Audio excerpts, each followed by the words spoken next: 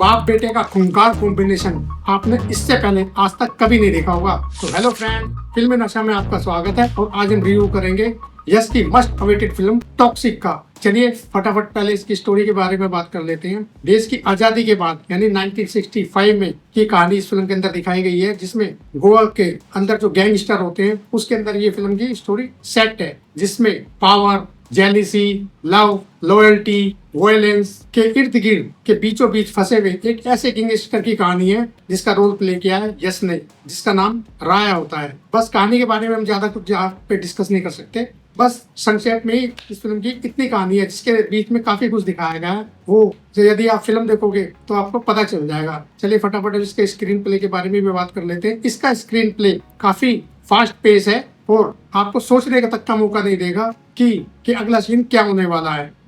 लेकिन screen play fast pace होना और एंगेजिंग होना दोनों बातों में बहुत फर्क होता है। लेकिन यहाँ मैं कह सकता हूँ कि इस फिल्म का स्क्रीन प्ले फास्ट पेस भी है और एंगेजिंग भी है, लेकिन फिर भी हमें स्क्रीन प्ले के अंदर कहीं ना कहीं थोड़ी सी कमी लगी है। वो कमी क्या लगी है हम उसके बारे में आगे डिस्कस करेंगे। कि जैसे फॉर एग्जाम्पल स्क्रीन प्ले के अंदर ये दिखाया गया है कि यदि जब डायरेक्टर को कहानी आगे बढ़ाने का मौका न मिले तो हर 5 मिनट बाद एक एक्शन सीन डाल दो या कोई भी एक इंटीमेट सीन रख दो और फिल्म को आगे बढ़ा दो। वही सीन बार बार आते हैं या रिपीटिंग होके आते हैं हमारे सामने, तो वो उसको हमें तो उसके अंदर हमें एक बोरियत सी महसूस होने लगती है। तो इसलिए स्क्रीन प्ले के अंदर मुझे थोड़ी वीकनेस नजर आई। वैसे तो स्क्रीन प्ले ठीक ठाक है, मैं ये भी नहीं कह सकती कि बहुत ज्यादा बुरा है, लेकिन फास्ट पेज है, हाँ इसमें कोई शक नहीं है, और एंगेजिंग भी है। बस कमी यही लगी कि फिल्म के अंदर रिपीटिंग सीन बार बार आते रहते हैं, कि जैसे कि मैंने बताया कि एक्शन सीन बार बार आ गए या इंटीमेट सीन डायरेक्टर ने रख दिया। अब हाँ, इसका जो प्लस पॉइंट है, यानी ये कह सकते हैं कि इस फिल्म की जो जान है वो इस फिल्म के अंदर एक्शन डायरेक्टर का कमाल है। फिल्म के अंदर फाइट सीन बहुत बढ़िया है, नो डाउट। एक्शन सीन, जो एक्शन सीक्वेंस डायरेक्टर ने रखे हैं वो लाजवाब है, बहुत ही बेहतरीन रखे गए हैं। लेकिन फाइट सीन को यदि कहानी के हिसाब से रखे जाते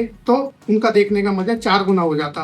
अब बेवजह यदि आप फाइट सीन रख दोगे तो उसे भी देखने का उतना इम्पैक्ट नहीं पड़ पाता जितना कि डलना चाहिए। कि मैं आपसे पहले भी कई बार कह चुका हूँ कि एक्शन के अंदर जब तक इमोशन अटैच नहीं होगा, यानी कि एक्शन के अंदर जब तक इमोशन नहीं होगा तब तक उस एक्शन का कोई वजूद नहीं रह जाता, उसकी कोई वैल्यू नहीं रहती। यानी कि एक्शन चल रहा है, ठीक है भाई, देख लिया, खत्म हो गया, लेकिन हमारे दिलो दिमाग पर उस एक्शन सीन का कोई इम्पैक्ट नहीं पड़ पाता, क्योंकि उसके लिए एक्शन डायरेक्टर को एक सीक्वेंस को का फेस बनाना पड़ता है, या हम यूज कह सकते हैं कि एक सीक्वेंस में उसे रखना पड़ता है, जिसके लिए एक एक्टर को तैयार करना पड़ता है कि एक्शन क्यों हो रहा है, किस वजह से हो रहा है, दर्शकों को ये पता तो चले। ये तो है नहीं कि एक्शन आया और 5 मिनट में कुछ भी एक्शन चल रहा है तो उसका इम्पैक्ट इतना पड़ता नहीं है। अब यदि फिल्म के डायलॉग की बात करूं तो डायलॉग अच्छे हैं, बढ़िया है, लेकिन कई जगह ऐसा लगता है कि यार यस तो अपने आप में एक पावरफुल एक्टर है, सुपरस्टार है, रॉकिंग स्टार है, इसमें कोई शक नहीं, लेकिन यस को एवोल्यूशन देने के लिए डायलॉग को जबरदस्ती ऐसा लग रहा है कि जबरदस्ती पावरफुल बनाने के लिए बेवजह कई जगह डायलॉग ठूसे गए हैं या जबरदस्ती डायलॉग रखे गए हैं। हालांकि फिल्म के अंदर डायलॉग अच्छे हैं, लेकिन ऐसा होता है ना कि डायरेक्टर ने कि भाई एक्टर को और बेहतर बनाने के लिए चल भाई हम डायलॉग रख दिए जाते हैं। कि हालांकि जितने भी डायलॉग्स के अंदर मारे गए हैं, हमें केजीएफ की जरूर याद आई है, लेकिन केजीएफ के अंदर खैर उसके बारे में तो हम जिक्र नहीं करेंगे, लेकिन वो कॉपिंग कहीं ना कहीं हमें फील जरूर करा पाती है कि भाई डायलॉग रख दो। लेकिन जैसे कि मैंने कहा कि डायलॉग यदि आप बगैर सीन के रख दोगे और बोल दोगे तो ऐसा लगता है कि वो डायलॉग फिर पावरफुल ना बनकर उनका कोई इम्पैक्ट खास पड़ नहीं पाता। ऐसा मुझे लगा फिल्म के अंदर। हालांकि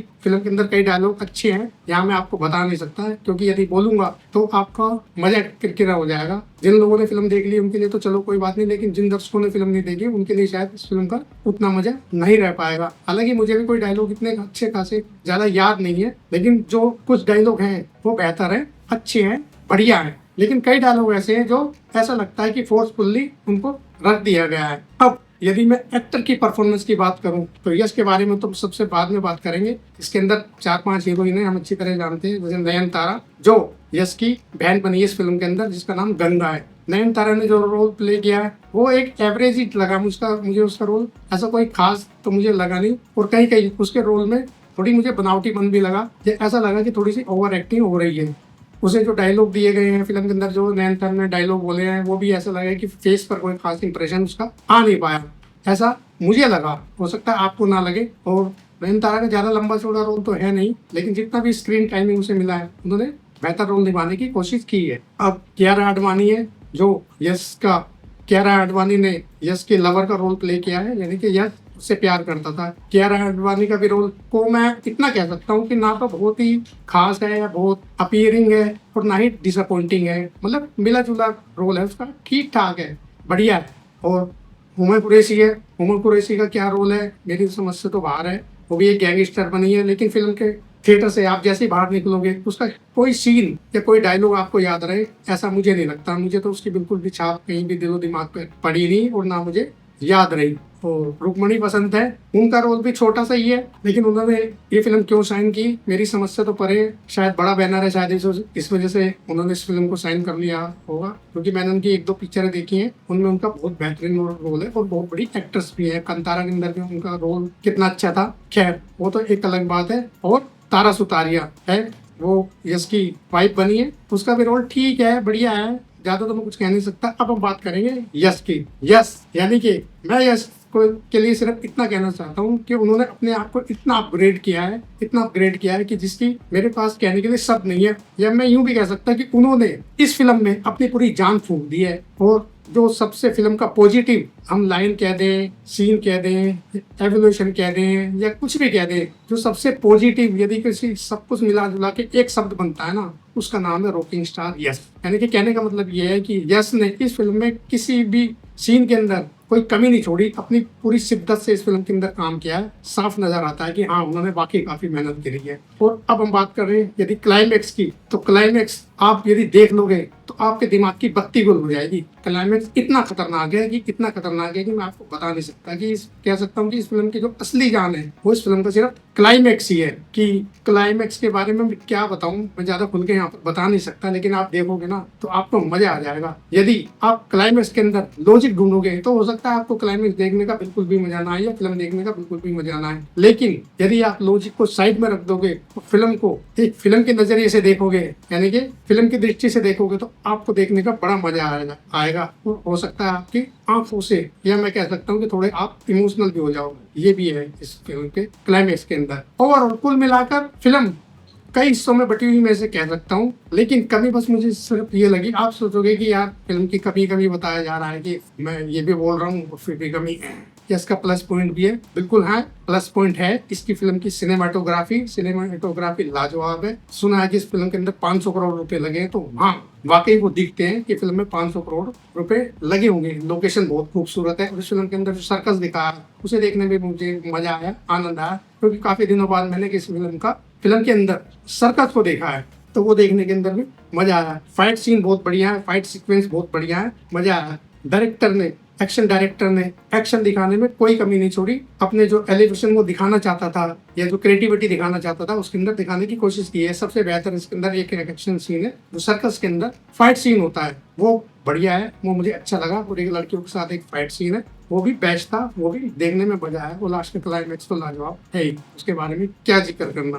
कहने का मतलब ये है कि यदि आप मास ऑडियंस है तो हाँ बिल्कुल ये फिल्म आपके लिए, आपको फिल्म देखने का मजा आएगा। होती है ना ऑडियंस दो प्रकार की, एक ऑडियंस वो होती है जैसे पंचायत जैसी सीरीज पसंद होती है, और एक ऑडियंस वो होती है जैसे मिर्जापुर जैसी सीरीज पसंद होती है, और कुछ ऑडियंस ऐसी होती है जो जिनको दोनों सीरीज पसंद होती है। तो मैं उन्हीं दर्शकों में से हूँ। यदि आप मुझसे पूछो कि मुझे फिल्म कैसी लगी, तो मैं कहूँगा हाँ मुझे तो फिल्म बढ़िया लगी, ठीक है। फिल्म के अंदर कोई ऐसी खास कमी तो है नहीं, जैसे कि मैंने बताया। बस ये मैं कह देना चाहता हूँ कि यदि फिल्म के अंदर थोड़ी स्टोरी पर भी ध्यान दिया जाता है, स्टोरी भी थोड़ी पावरफुल होती, तो ये भी फिल्म KGF की तरह मील का पत्थर साबित होती। लेकिन हालांकि फिल्म सुपरहिट होगी, इसमें तो कोई शक वाली बात नहीं है, क्योंकि मास ऑडियंस बहुत है हमारे हिंदुस्तान में, और इसके फैन फॉलोवर जितने हैं, जिसको चाहने वाले हैं, उसमें से मैं भी हूँ, तो वो तो इस फिल्म को देखने के लिए जाएंगे। अब 4-5 दिन की छुट्टी आई है, कंटिन्यू फिल्म हाउसफुल का वो तो मिलेगा ही मिलेगा।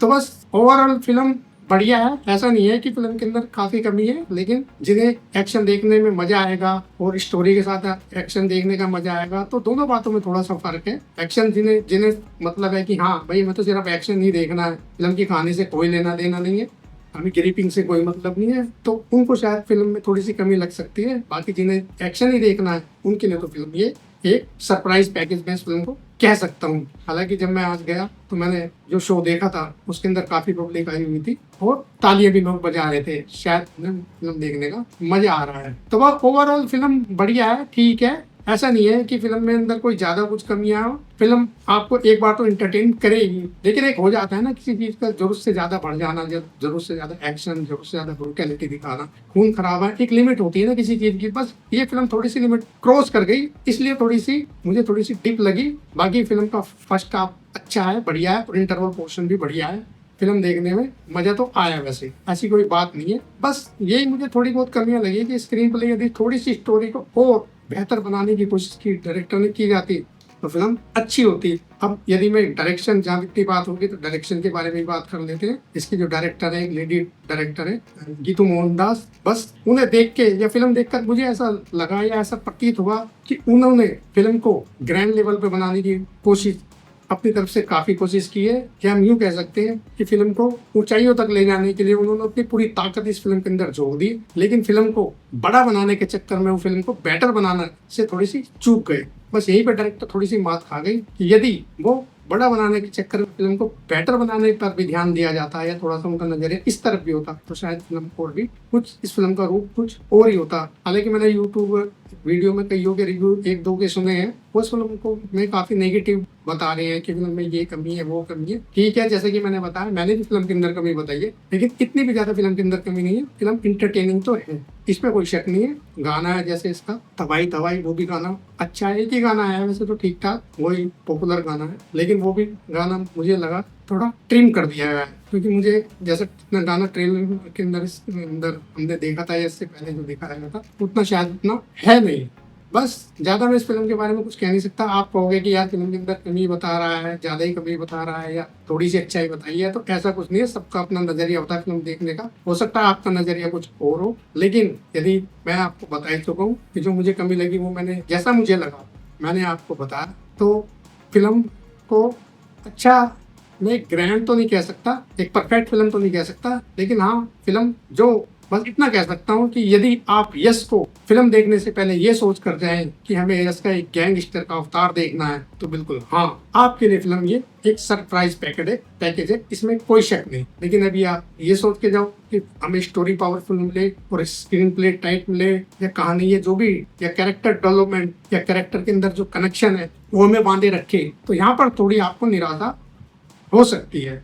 बस तो ओवरऑल ये था मेरा रिव्यू। यदि वीडियो अच्छी लगी हो तो लाइक करना, और यदि आपने फिल्म ऑलरेडी देख ली है तो मुझे कमेंट करके बताना आपको फिल्म कैसी लगी। मिलते हैं तब तक नेक्स्ट वीडियो में, तब तक के लिए टाटा बाय बाय।